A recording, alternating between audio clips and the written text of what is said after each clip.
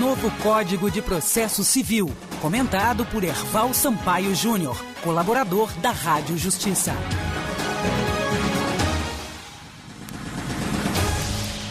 E quinta-feira é dia de conversar sobre o novo Código de Processo Civil, sempre com ele, Dr. Erval Sampaio Júnior, que é doutorando em Direito Constitucional e mestre em Direito Constitucional pela Universidade de Fortaleza, especialista em processo civil e penal, é juiz da 2ª Vara Civil da Comarca de Mossoró, membro do Instituto Brasileiro de Direito Processual e professor da Universidade Estadual do Rio Grande do Norte e de cursos preparatórios para concursos públicos.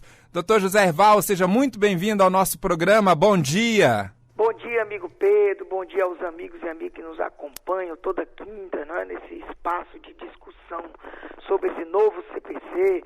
Consoante nós falamos na quinta passada, já foi devidamente revisado, já foi devidamente encaminhado à Presidência da República e a gente na expectativa, não é, de que venha a ser deliberado pela presidência com relação a essa sanção, não é claro e evidente, não vai agradar nunca, Pedro. Eu sempre gosto de deixar claro a todos os processualistas, a todos os operários do direito, a própria comunidade vai reclamar de alguns pontos, mas de um modo geral e com aquele pensamento que eu sempre vou voltar àquele pensamento, a questão da mudança de mentalidade, nós vamos com certeza avançar para tornar cada vez mais o processo o mais rápido possível, porque nunca pode ser rápido demais, e com a devida segurança jurídica. Temos que equilibrar esse valor celeridade em busca da efetividade do direito via atividade processual, mas nunca esquecer, amigo Pedro, e esse também é um dos espíritos desse novo CPC, a necessidade de se ter segurança jurídica, de se atingir a isonomia de resultado, que a gente tanto conversa sobre isso. Então a gente crê que esse novo CPC, junto com outras ações que já estão sendo implementadas, se Deus quiser, a partir do próximo ano, nós vamos ter uma melhoria da prestação jurisdicional, que é o que interessa.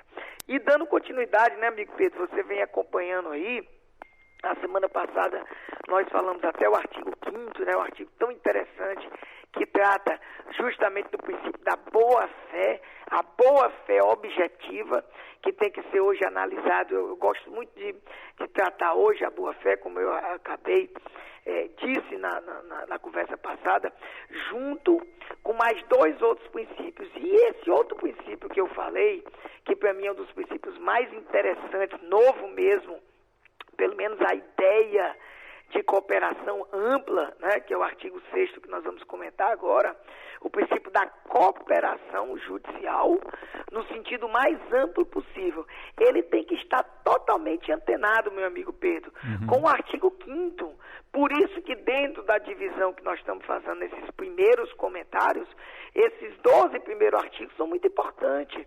São importantes por quê? Porque ele trata os princípios e garantias, não é, desse novo CPC, com essa visão constitucional, com essa constitucionalização do direito processual que a gente vem batendo desde o primeiro momento que a gente está discutindo esse novo CPC.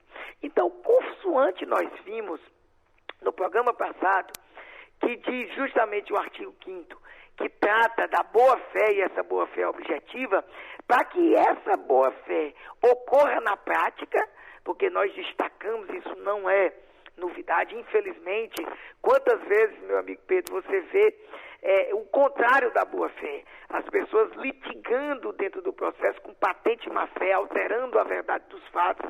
Eu sei que cada um tem uma verdade, isso é normal, essa tese é normal de você expor a versão dos fatos, como os fatos ocorreram na sua ótica, até aí tudo bem, mas com lealdade, justamente sem deliberadamente mentir, ocultar as coisas. Por isso que esse artigo 6º que eu vou ler agora, ele tem que ser casado com o artigo 5º e o mais importante, preocupado justamente com o artigo 7º que nós vamos falar logo a seguir, que é a questão do contraditório. Hoje o contraditório substancial, que fique claro. Então o que é que diz o artigo 6º, meu amigo Pedro? Todos os sujeitos do processo, veja Pedro, todos os sujeitos do processo, marque aí, você está vendo aí a expressão, né? Todos os sujeitos do processo devem cooperar entre si. para que se obtenha em tempo razoável decisão de mérito justa e efetiva. Pedro, é tanta coisa que tem nesse artigo e nós vamos descascar aqui detalhe por detalhe. Primeiro, Pedro, eu vou com você. Todos os sujeitos do processo, você concorda comigo que todos os sujeitos do processo envolve todo mundo ou já dá para excepcionar alguma coisa aí? Eu já fiquei pensando em todo mundo aqui, inclusive até o magistrado, doutor Ivan. Exatamente, até o magistrado. O magistrado é sujeito sim do processo. É o sujeito que vai presidi-lo, que vai intermediar justamente essa comunicação entre autor e réu, e ele evidentemente deve cooperar para que a prestação jurisdicional seja eficaz. Agora, como essa cooperação, até a ideia de que autor e réu cooperam com o magistrado, e o magistrado, por óbvio, também deve ter essa visão instrumental com relação à atividade jurisdicional, até aí tudo ok. Eu acho que você já deve ter visto N exemplos no CPC vigente de que o juiz, por exemplo, manda o autor emendar a inicial justamente para que ele tenha não só a garantia do réu se defender com a ampla defesa que lhe é peculiar a essa situação, mas também preocupado lá na frente com a própria eficácia da prestação jurisdicional. Isso é tranquilo, ou seja, réu e autor cooperarem com o juiz, concorda comigo? Ou o próprio juiz, nessa acepção ampla, cooperar. Na realidade, ele tem um dever muito mais do que uma cooperação, é nesse sentido. Eu gosto desse enfoque para garantir que a prestação jurisdicional seja eficaz, seja no tempo razoável e seja principalmente efetiva. Agora, o que é que a gente vê de novo aí, que é uma tendência do processo civil mundial e que realmente não vai ser da noite para o dia que nós vamos ver isso se aplicando dentro da realidade brasileira. É autor e réu cooperarem entre si. Você está vendo aí a diferença, meu amigo Pedro? É verdade. Será que o autor vai ter o altruísmo, né? Vai ter, vamos dizer, vai ter a boa fé, por isso que eu digo, objetiva na acepção do termo, de ser leal para com o seu adversário, pensando na eficácia da prestação jurisdicional e o réu do mesmo jeito? Será que eles vão ter, vamos dizer, eu estou tentando o termo melhor possível, esse altruísmo eu já usei, mas essa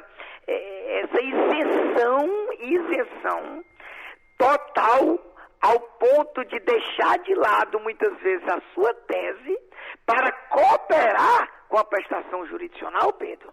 Será que nós temos esse ambiente hoje? Será que hoje você vê que autor e réu se ajudam mutuamente? Será, Pedro? Muito difícil, doutor Erval. É, muito difícil mesmo. Eu queria que você dissesse para eu poder comentar. Não é fácil. Eu confesso para você que esse princípio é fantástico.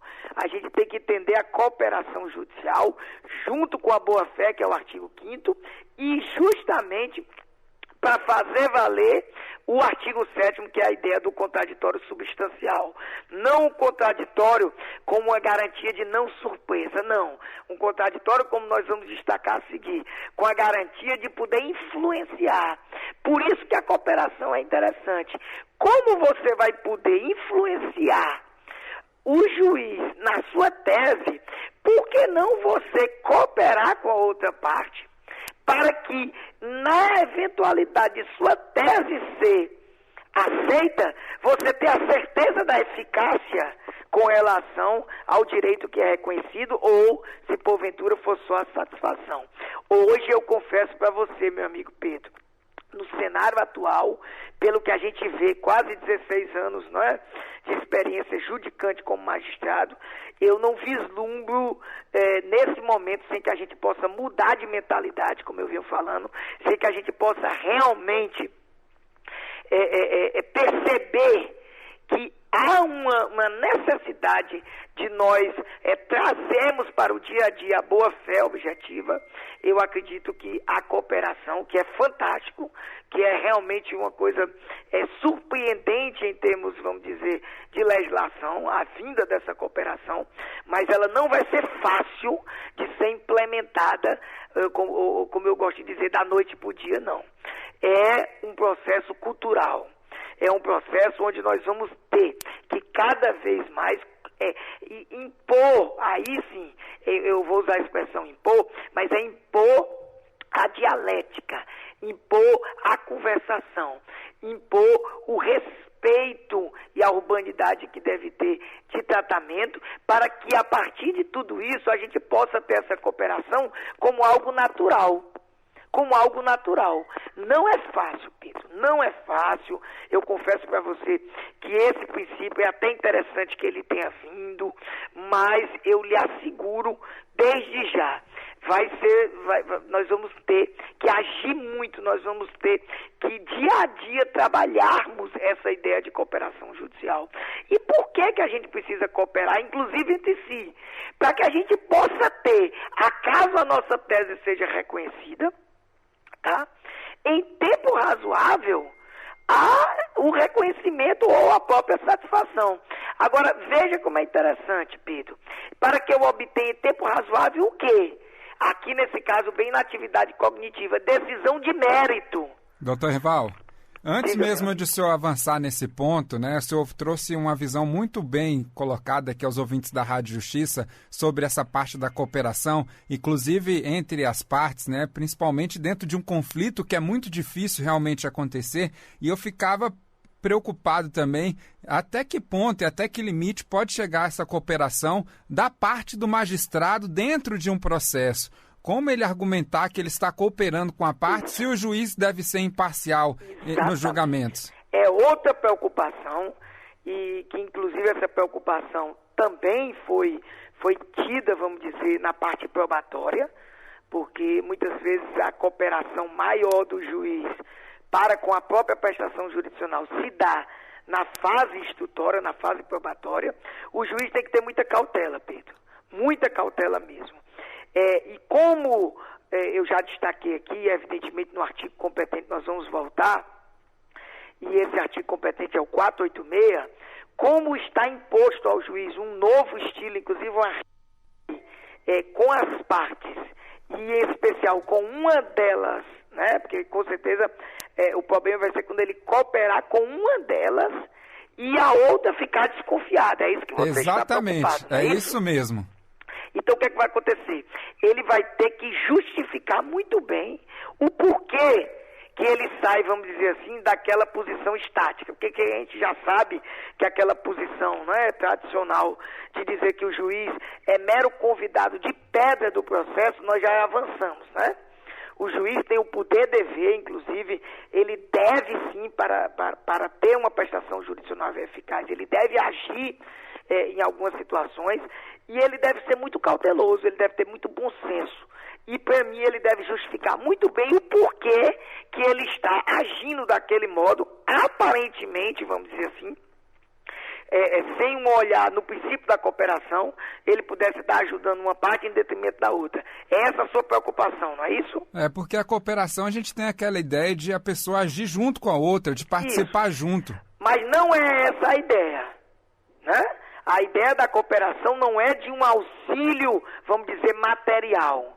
É um auxílio processual de todos, para que quando o direito vier a ser reconhecido ou já houver a possibilidade de satisfação, quem estiver com a razão ou quem já estiver com o direito, ele possa ter essa prestação jurisdicional em tempo razoável. Essa é a ideia. Essa ideia é muito altaneira, não é verdade? É uma coisa muito até utópica, não é verdade? É verdade. Agora, é possível sim.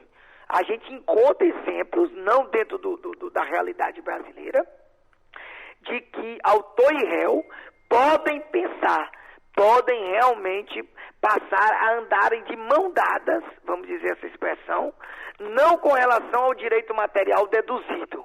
ou seja, as suas teses jurídicas, porque aí o conflito, evidentemente, vai existir, até porque é a razão de ser da própria atividade jurisdicional. Mas eles andarem de mão dadas no sentido de cooperarem entre si para a eficácia da prestação jurisdicional e do tempo, e em um tempo razoável. Agora, tudo isso para quê? Se nós estivermos falando de uma atividade cognitiva que, por excelência, a cooperação ela deve ocorrer com mais incidência na atividade cognitiva, mas também na atividade executiva, no processo como um todo. Para quê? Para que a gente tenha decisão de mérito. Você percebeu aí a preocupação da lei para que seja prestigiada a decisão de mérito?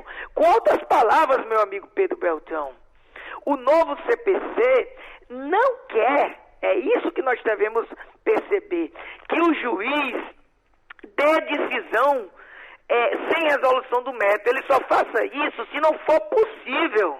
Aí é que vai haver a atuação dele mais eficaz na ideia da cooperação.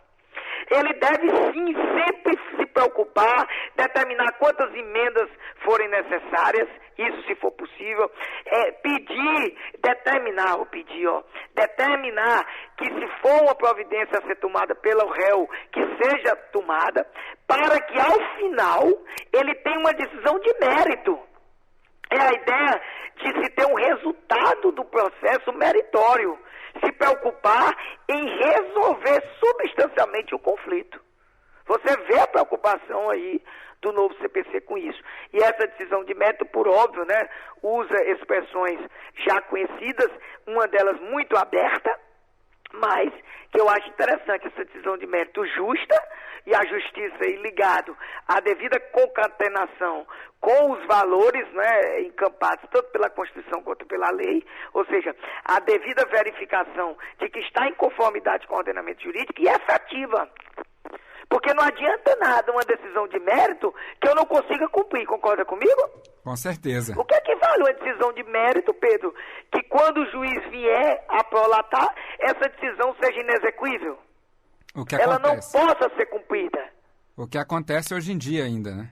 Ainda acontece com muita veemência. Eu costumo dizer, Pedro, que são dois os grandes problemas, para mim os maiores, dessa relação entre o povo brasileiro e a justiça. Vamos chamar assim, relação, porque é um serviço público, né? Eu tenho dois. O primeiro, todos nós, né, é a própria razão de ser, a gente sempre se preocupa, que é a questão da morosidade. Não é verdade? E que o novo CPC, mais uma vez, na linha de todas as reformas anteriores, como já destacado, consolida essa diretriz. E a outra, e agora é uma novidade substancial, eu chamei a atenção disso no encontro passado, com relação à preocupação com a satisfatividade, meu amigo Pedro Beltrão. É verdade. Com a preocupação de que a decisão não seja mais uma decisão qualquer, ou uma decisão de mérito, por mais que seja uma decisão de mérito. Não, nós precisamos de uma decisão de mérito que seja justa e efetiva, ou seja, que eu possa transformar aquilo que está no papel em realidade prática. É isso que se espera da atividade jurisdicional, ok? E aí, já passando, meu amigo Pedro, para o artigo 7º, que é um dos artigos mais, vamos dizer, interessantes dessa parte principiológica. E que, como eu chamei a atenção, já naqueles primeiros encontros, 3 primeiros encontros que nós ficamos debatendo, né, o que eu chamo de espírito do novo CPC e também as chamadas alterações substanciais, lembra que eu disse que havia uma preocupação até mesmo excessiva, eu usei esse termo, do legislador, do novo legislador, inclusive repetindo por diversas vezes a palavra contraditório, lembra que eu disse isso?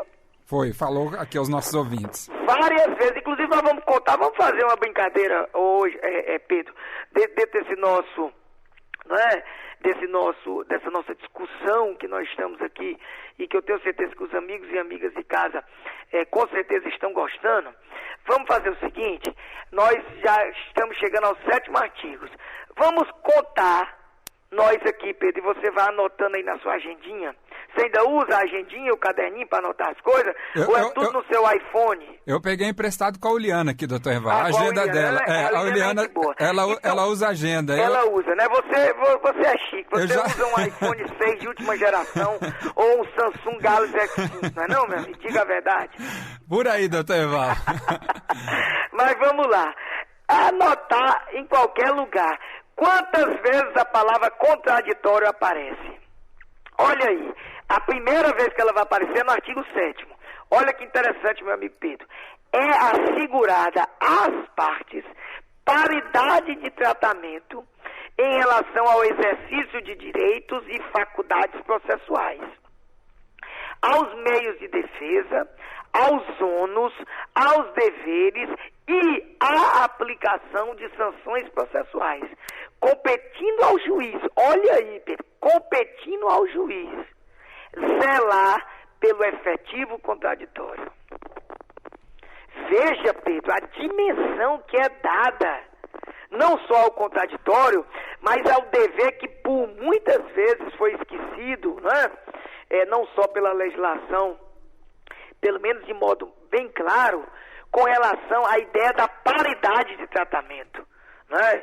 Eu, não só no meu livro, mas em vários escritos na atividade geral, eu sempre me utilizei de um princípio que está ainda albergado dentro desse artigo 7, mas tem que haver a devida justificativa, como você me questionou com relação à cautela que o juiz deve ter na parte da cooperação. A paridade de tratamento, que a gente se usa muitas vezes da paridade de armas, é o quê? É a certeza que o juiz deve ter no início, no meio e no final, ou seja, ele deve estar preocupado no desenrolar de toda a atividade jurisdicional, que as partes tenham rigorosamente, formal e substancialmente, o mesmo tratamento com relação a quê? Aos exercícios dos seus direitos, e são vários os direitos de realização de atos processuais, as faculdades que existem, na verdade, porque há algumas coisas que há uma opção do autor e réu em exercer, sob pena, inclusive, da preclusão, não só a preclusão temporal, mas como a preclusão lógica e consumativa, aos meios de defesa, tem que se assegurar justamente essa paridade de tratamento, aos próprios ônus, os vários ônus e encargos que existem processuais, os deveres e principalmente para que essas sanções processuais, ao serem aplicadas, só sejam aplicadas acaso realmente as partes tenham essa paridade de tratamento. Por isso que o juiz, diante de toda, vamos dizer, esses direitos e deveres, de toda essa relação entre os sujeitos do processo, na realização dos atos processuais, todos eles, não só na primeira fase postulatória, mas na fase saneadora, na fase instrutória e até mesmo, em alguns casos excepcionais, na fase decisória e até mesmo recursal, o juiz sempre vele pelo que a gente chama do princípio do contraditório. Mas esse princípio contraditório, olha a expressão usada, Pedro. Eu quero que você destaque a expressão do artigo 7º. Efetivo contraditório. Você veja o destaque dado. Efetivo contraditório. Então, contraditório é só oportunizar que a parte seja informada da realização de um ato processual, que ela não seja surpreendida com a realização de um ato processual, inclusive do juiz. Não é isso não, Pedro. O efetivo contraditório ou contraditório substancial, que eu gosto muito desse termo, é o quê? É a possibilidade clara que deve ser oportunizada e real, ou seja, substancial, de que as partes influenciem a decisão do magistrado. Como é que se influencia? É tendo oportunidade substancial, em todos os casos, de trazer a sua tese, e essa tese, olha aí a importância, Pedro, ser levada em consideração pela autoridade judicial. Ou seja, o juiz não pode mais decidir, até mesmo em questões de ordem pública, sem que seja garantido à parte o direito de influenciar na sua decisão. A decisão judicial hoje, ela não é mais uma decisão individual do juiz. Ela passa, inclusive, a ser uma decisão coletiva. É uma decisão feita com a participação de todos. Daí a necessidade do efetivo contraditório. não só a ideia já assente de ter o direito de informação e reação, o direito de não ser surpreendido, mas principalmente o direito de influenciar em cada caso concreto a futura decisão judicial. É ou não é uma novidade, não é? Que inclusive essa novidade, indiscutivelmente, a gente percebe que essa novidade, ela vai mexer na prática forense de modo bem sensível. Doutor Herval, dentro do que a gente já conversou aqui na Rádio Justiça, até observando todos os princípios que o senhor vem falando, eu acredito, não tem como a gente falar esse é mais importante que o outro, mas esse princípio realmente eu daria um destaque para ele, porque a gente sabe que em um processo há um conflito intersubjetivo entre as partes, né? E nesse conflito, se há essa garantia de contraditório efetivo, fica muito mais fácil para o juiz resolver a questão. Muitas vezes o contraditório, como o senhor falou, é meramente formal. Exato. Né? E isso faz uma diferença formal, muito grande. Pedro, esse contraditório formal, ele não é mais aceito, não será mais aceito. Hoje, Pedro, eu tenho que destacar uma coisa para você, não estou querendo fazer média nenhuma, mas antes mesmo de se discutir, vamos dizer, pela primeira vez, como foi discutido no ano de 2009 com a então Comissão de Juristas, e desde essa época a gente vem conversando, né, de um modo ou de outro sobre esse novo CPC aqui na Rádio Justiça, você é testemunha disso, a gente, antes mesmo, né, em 2008, como eu escrevi no meu livro Processo Constitucional, eu chamava a atenção de que o contraditório deveria ser um contraditório substancial. Uhum. E hoje esse contraditório substancial, que a gente vê pela primeira vez no artigo 7º, ele vai ser desenvolvido, como eu brinquei com você, quantas vezes você vai anotar não só o nome, mas a influência que esse contraditório exerce na futura decisão judicial. Ao ponto, por exemplo, de uma regrinha básica que nós já falamos na parte primeira, né, daquelas explicações introdutórias, e vamos voltar, de que o juiz é obrigado a se manifestar sobre todas as teses trazidas pelas partes, aquelas teses que sejam possíveis, na verdade, de influenciar a sua decisão final. Então, isso é muito relevante. Agora, de um modo geral, a gente pode perceber claramente que assegurar o contraditório substancial de ser influenciado por todas as teses trazidas pela parte, a gente percebe que o juiz vai ter mais trabalho. Concorda ou não concorda com isso, meu amigo? Concordo. Foi até por isso que quando a gente conversou sobre aquele ponto do juiz ter que se manifestar sobre todos os argumentos, eu falei, doutor Herval, será que isso vai dar certo? Eu acho isso muito difícil, em razão até das metas que os magistrados têm que... A gente vai ter que ter aí um bom senso, um equilíbrio para ver como é que vai, no dia a dia, conseguir equilibrar essas duas diretrizes. É verdade, Pedro, não posso.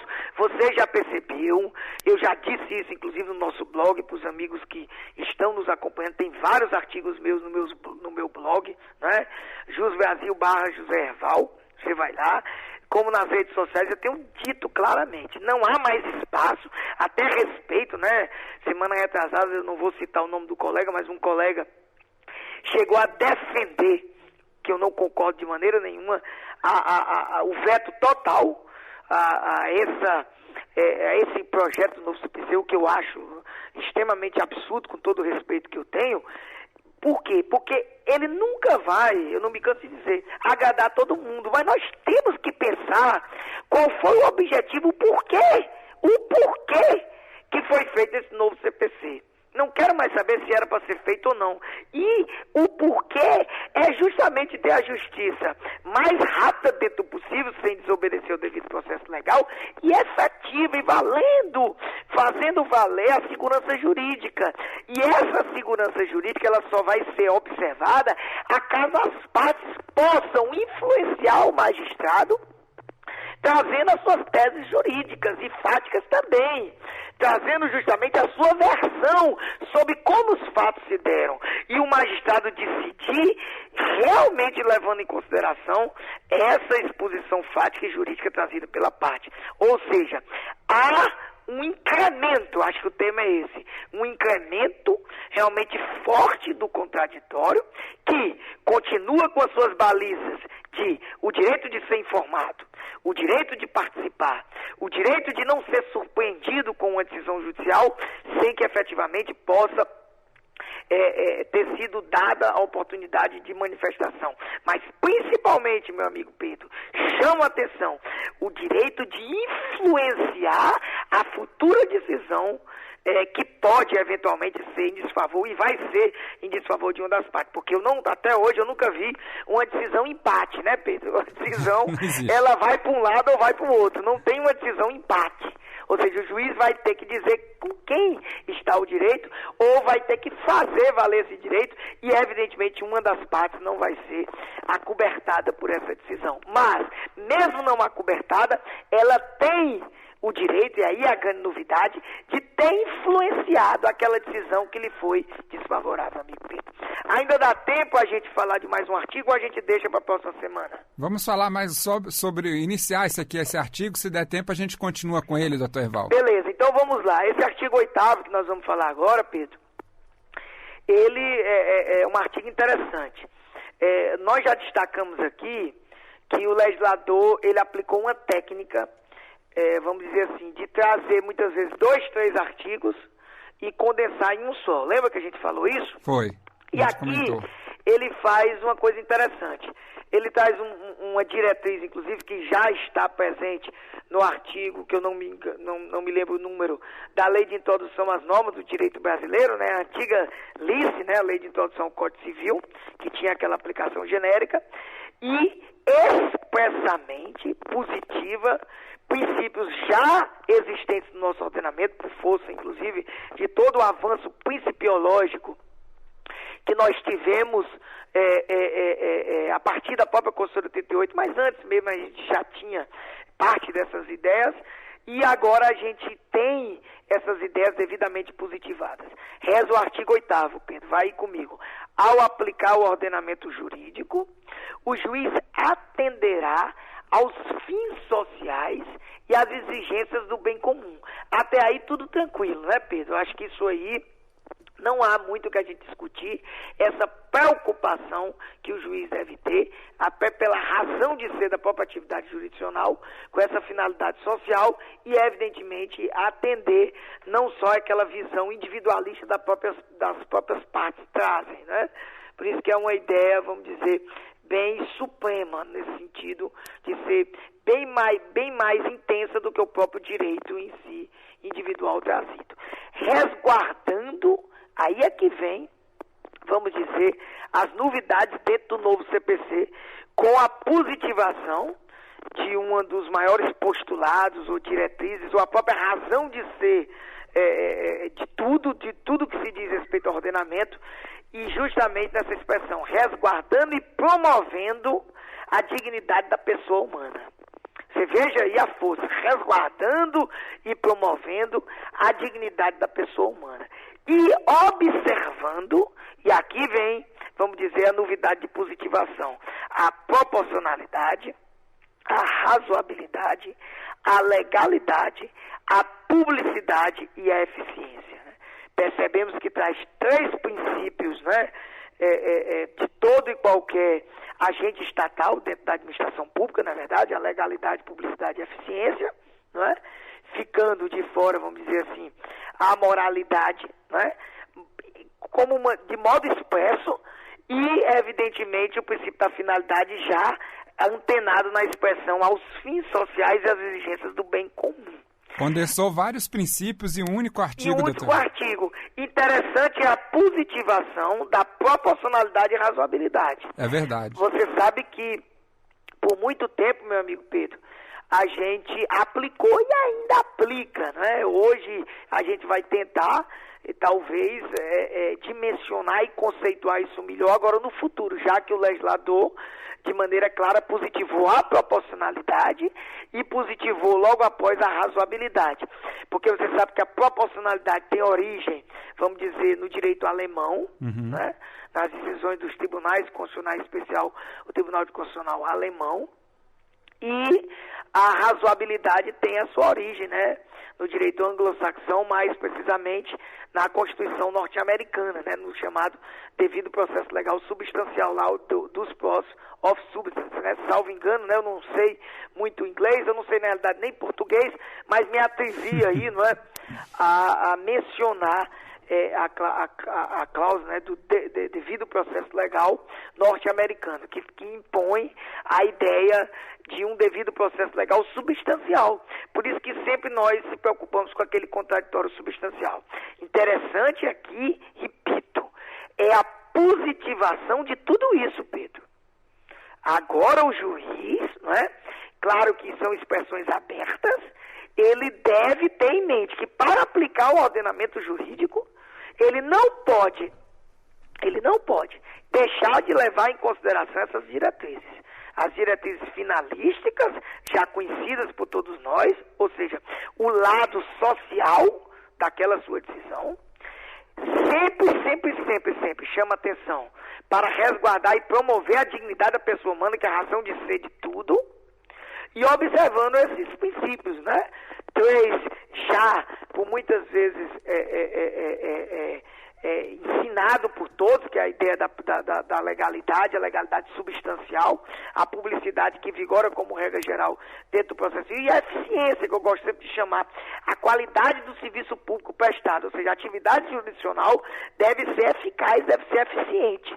E com isso usando esses princípios que são muito abertos, né, da proporcionalidade e da razoabilidade, que eu acredito que a gente possa até falar um pouquinho mais sobre essa dimensão e essa positivação da proporcionalidade e razoabilidade no próximo encontro. Não é isso, meu amigo Pedro? Exatamente, Dr. José Herval Sampaio Júnior, doutorando em Direito Constitucional, é mestre em Direito Constitucional pela Universidade de Fortaleza, especialista em processo civil e penal, é magistrado na comarca de Mossoró, membro do Instituto Brasileiro de Direito Processual, é professor de cursos preparatórios para concursos públicos, autor de alguns livros na área jurídica, e a gente sempre, como sempre, doutor Herval, só tem a agradecer a sua gentileza, a atenção com a equipe da Rádio Justiça e principalmente com os nossos ouvintes que acompanham toda quinta-feira os comentários sobre o novo Código de Processo Civil, junto com o doutor Herval, aqui na Rádio Justiça FM. Muito obrigado, doutor Herval. Eu é que agradeço, amigo Pedro. Realmente esse projeto é muito interessante, para que a gente possa discutir, é uma felicidade muito grande, e lembro aos amigos e amigas, né, que não só podem rever esse bate-papo no site da Rádio Justiça, como também no nosso blog já mencionado, JusBrasil/José Herval, e também sempre eu estou dando essas diretrizes no nosso Twitter, @Herval Sampaio, Facebook Herval Júnior Sampaio. Um prazer enorme, Pedro, e até a próxima quinta. Novo Código de Processo Civil, comentado por Herval Sampaio Júnior, colaborador da Rádio Justiça.